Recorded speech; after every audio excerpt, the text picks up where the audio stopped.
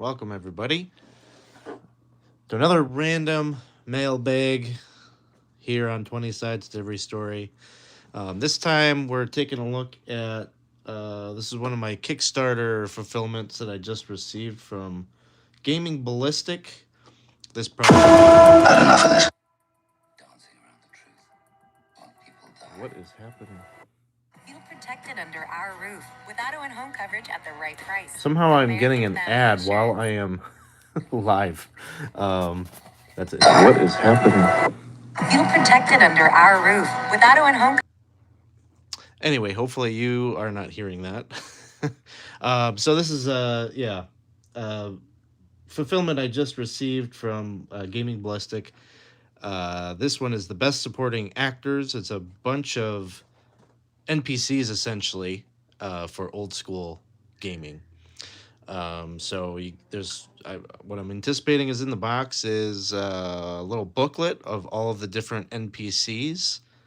And there's also little cards, I believe, that have the information for each of the NPCs on them as well. So I'm currently running Old School Essentials campaign on the channel, the Dolmenwood game.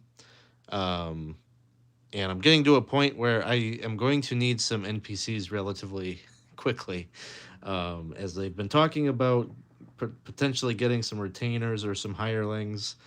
Madam Shantywood is going to need some agents, and so I'm hoping there are going to be some NPCs in here that I'll be able to drop into that game. So let's take a look and see what we got. So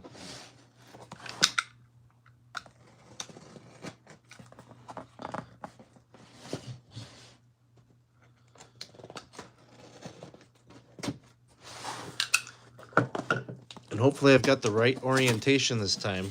I know on the one I did yesterday it was backwards or sideways. So let's see what we got. Okay. Well, first off, I see the book. So I received an advanced copy of this in the PDF form, but this is the book, and wow, look at all those stats. Let's just take a look at this, because I haven't really had time to pour through that PDF yet.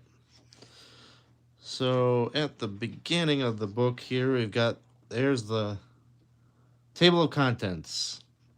Starts with how to read the sheets, armor and movement, magic, new equipment, magic items, that's going to be useful. Secondary skills, new spell options. There's a bunch of, okay, this is a little bit more than I was thinking would be in here. And then look at all these different NPCs, kind of separated out by type a bit. So this first heading here is classic fantasy characters. I'm guessing what that means is it's going to be like your truly basic D&D characters, like the fighter, magic user, cleric, elf, dwarf, halfling. And then maybe advanced fantasy. Maybe that'll be kind of like the advanced old school essentials rules. We'll take a look and see. Maybe it'll have some of those characters, like the assassin and the minstrel and things like that, or the bard. And then we've got multi-classed characters. Okay. Yeah. And then experienced adventurers down here. So I wonder what the distinction there is between the experienced and starting. Okay, maybe starting are like level 1s, level 1 to 2, and then experienced would be higher level. And then down here, the severed hand. I wonder if that's kind of like a adventuring guild or something potentially, and then these might be the members. I'm not sure.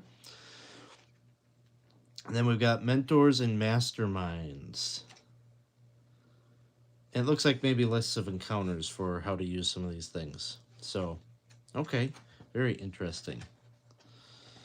It looks like the character sheets here, a little primer on how to read that.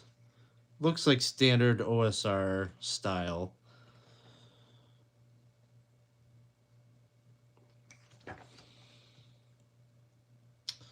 So mundane armor.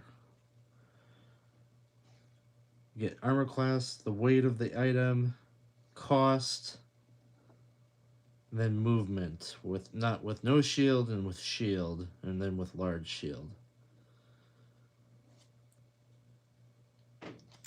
Looks like kind of the typical stuff, right? That you'd expect to see. New equipment. Okay, so yeah, I think like in old school essentials or basic D&D, you just have like your standard shield, and they've got some variant shields like the buckler or large shield. Firearms, blunderbuss, some kind of a handgun, ammunition. A little bit more variety for weapons. So I'm guessing these are all going to be things that we'll find on some of the NPCs. Some different poisons. Magical items. Doesn't look like anything too crazy that you wouldn't find in any equipment list in any of the OSR systems, but kind of cool. So what does it say? Secondary skills. Now this might be kind of interesting. You don't usually have skills. The Advanced Fantasy Player's Tome lists 31 secondary skills that might have been part of an adventurer's background. The following expands that list to nearly 100 individual items. Okay. Kind of seems like you could probably use this as like a D100 list and kind of give a occupation just like you would in like old school or Dungeon Crawl Classics or something like that. But it doesn't look like no mechanical bonus, just flavor. New spell options.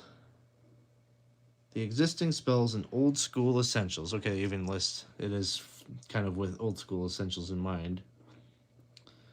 Existing spells in old school essentials printed books are not the only spells that can exist. Some may be personal spells held closely by a particular guild, others as common as magic missile. The characters and best supporting actors make use of some of these alternative spells. All the spells from the Advanced Fantasy Player's Tome and the new ones made for this book are listed below. The ones presented in bold text are the new ones. Oh, interesting. So we got first level sobriety.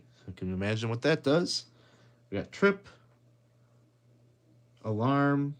Really? Alarm isn't in old school essentials? Didn't realize that. Create metal, detect life, fermentation. That sounds fun. Lesser striking, sanctify, swiftness. These are all the cleric spells. Third level, conjure lesser demon. Eagle eyes, parasitic healing. That must be like a vampiric touch.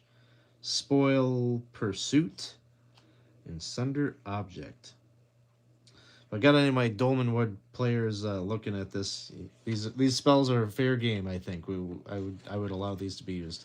Fifth level, downpour is the new one. Druid spell list, eagle eyes, detect life. Some crossover here from the cleric list. Serpent staff, that one I didn't see. Charm elemental, create, purify air. Sunder object. What do we got for illusionists? Compelling visage, create fire, loudspeaker, spoil pursuit, we had that one.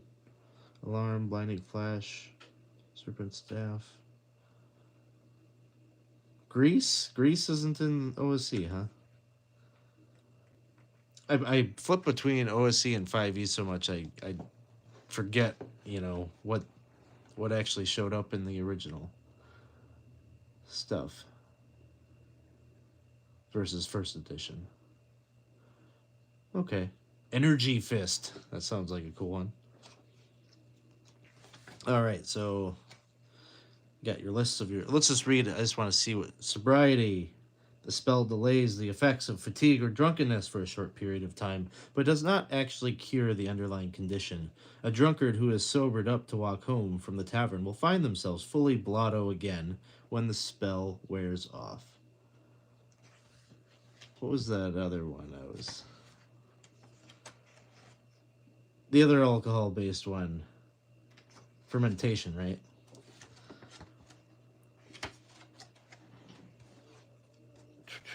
Is it like a third level spell? No, there it is. Fermentation. You can tell it's Memorial Day weekend, right?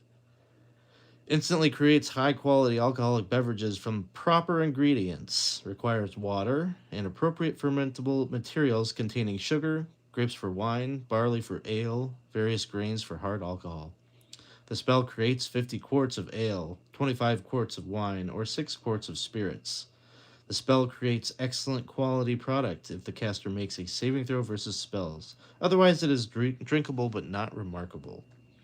That could definitely be fun in Dolmenwood with all of its focus on the notable alcoholic beverages in this setting.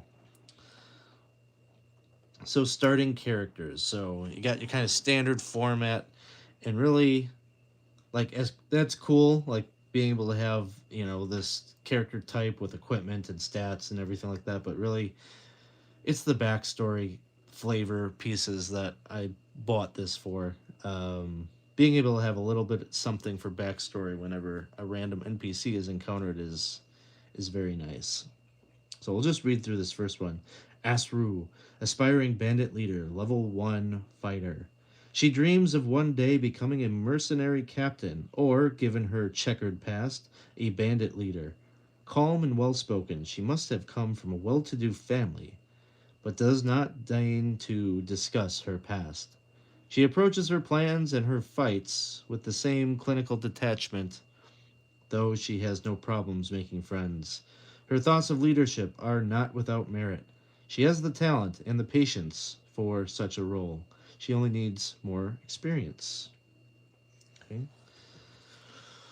And just flipping through here, it looks like that first list is indeed just the first level characters, although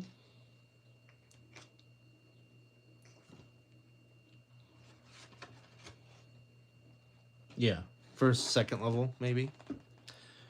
Or maybe this category just flipped. Let's see.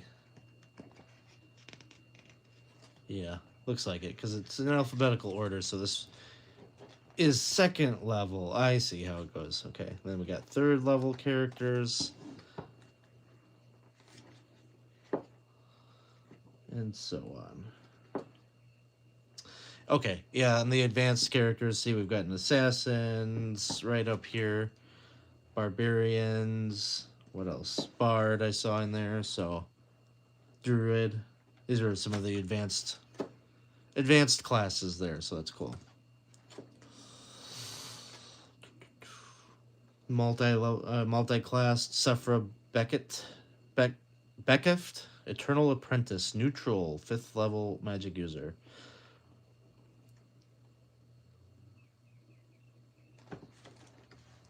Flipping through.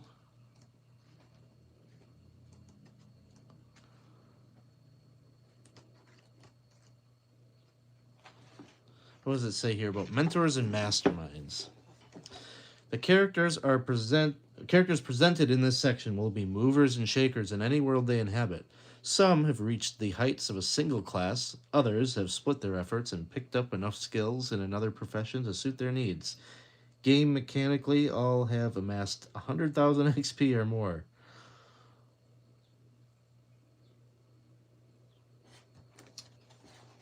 We've got some benevolent characters, some bad guys, and some neutral corners. Wow. So, and then they've got some encounter tables here at the end. And it looks like, the severed hand section, those are the dozen members of the mercenary unit, the severed hand. So, you got kind of like a ready-made, like, I guess, rival adventuring party for the group, and then some different encounters that are listed out here. So that's the book, Best Supporting Actors. Let's take a look at some of these cards. I'm curious to see the quality of these. So the cards have, should be one card for each of the NPCs in here, I believe. If I can open this up.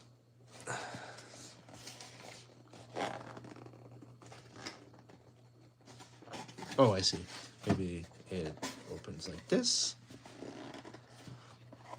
Oh. I was thinking they would be like playing card size, but these are like big. Oh, that's cool. Then they got the art of the character as on the one side. So let's take a look at a couple of them.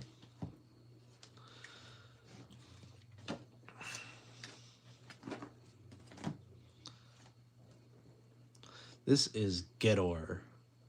Thieves Guild agent, neutral, 4th level thief, a beekeeper and potter with his own lands outside of town.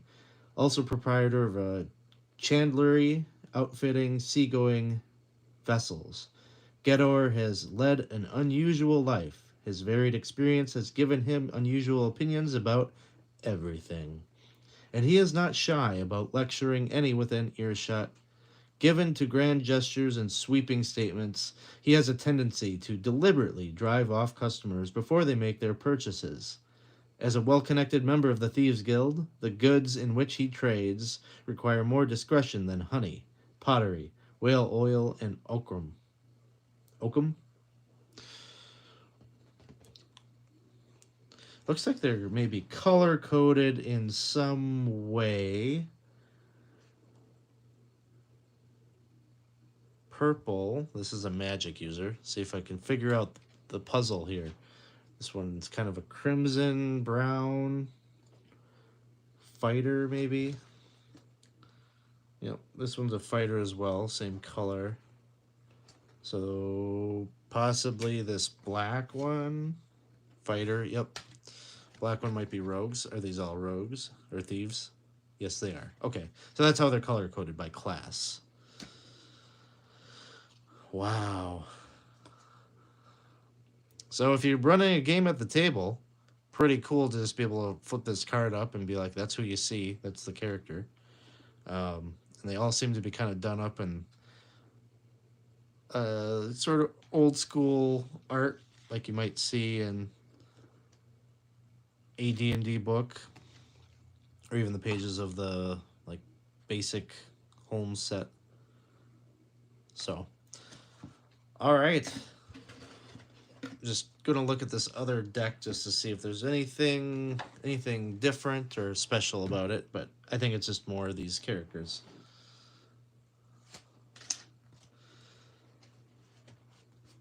I didn't know if there was going to be a card like talking about the Mercenary Guild or something. I don't think so.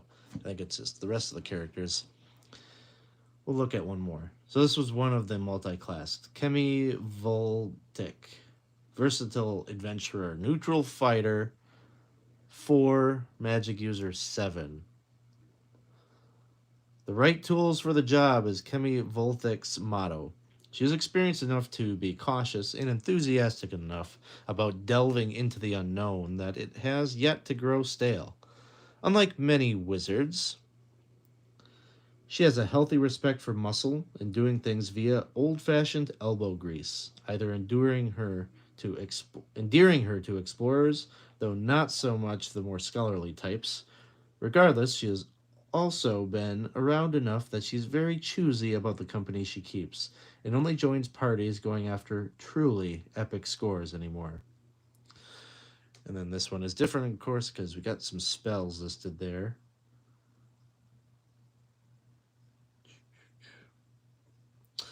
So those professions, it must be those backgrounds you can see on some of these cards. This one, she was an adventurer.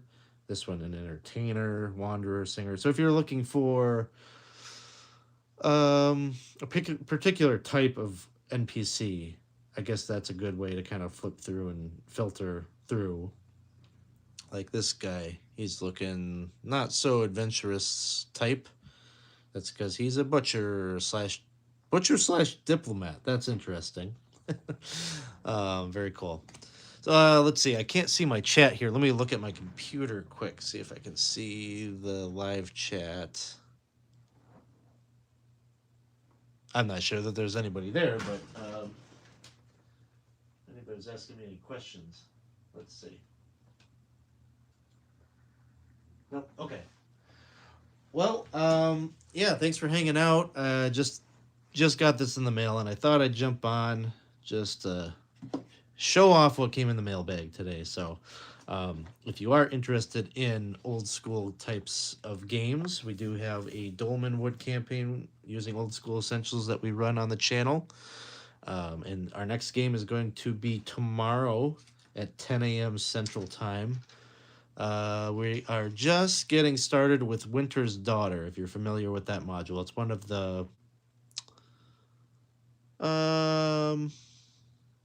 the only, I'll say it that way, one of the only Dolmenwood adventures that you can currently get. And so we were going to start in on that one tomorrow. So if you want to catch that live, you can catch that over on the Twitch channel at twitch.tv/20 sites every story. Other than that, what will the next unboxing be? I'm not sure. These are coming at a rapid pace. I think I got Shadow Dark RPG coming up here pretty quick, so I'll probably do one whenever that comes in the mail. So probably the next month or two. So thanks everybody. I'm gonna pop off here. We'll see you later.